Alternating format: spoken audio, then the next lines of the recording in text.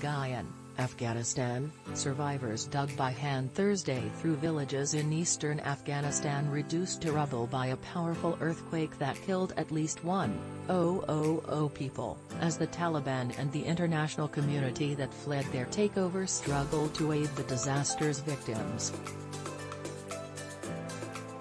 In Paktika province's hard-hit Ghayan district, villagers stood atop the mud bricks that once was a home there. Others carefully walked through dirt alleyways, gripping onto damaged walls with exposed timber beams to make their way. The quake was Afghanistan's deadliest in 2 decades, and officials said the toll could rise.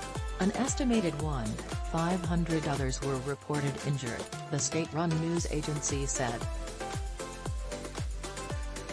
The disaster inflicted by the 6-magnitude quake heaps more misery on a country where millions face increasing hunger and poverty, and the health system has been crumbling since the Taliban retook power nearly 10 months ago amid the U.S. and NATO withdrawal. The takeover led to a cut-off of vital international financing, and most of the world has shunned the Taliban government. How, and whether the Taliban allow the world to offer aid remains in question as rescuers without heavy equipment dug through rubble with their bare hands. "We ask from the Islamic Emirate and the whole country to come forward and help us," said a survivor who gave his name as Hakamullah. "We are with nothing and have nothing, not even a tent to live in." The full extent of the destruction among the villages tucked in the mountains was slow in coming to light.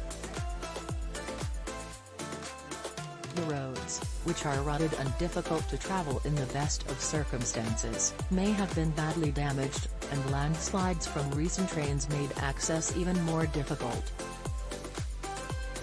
While modern buildings withstand magnitude 6 earthquakes elsewhere, Afghanistan's mud and brick homes and landslide-prone mountains make such tumblers even more dangerous. Rescuers rushed in by helicopter, but the relief effort could be hindered by the exodus of many international aid agencies from Afghanistan after the Taliban takeover last August. Moreover, most governments are wary of dealing directly with the Taliban.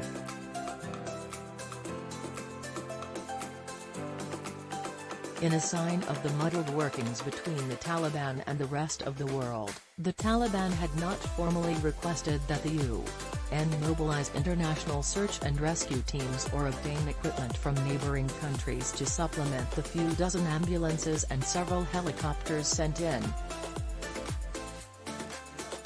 Still, officials from multiple UN agencies said the Taliban were giving them full access to the area. Taliban spokesman Zabihullah Mujahid wrote on Twitter that 8 trucks of food and other necessities from Pakistan arrived in Paktika.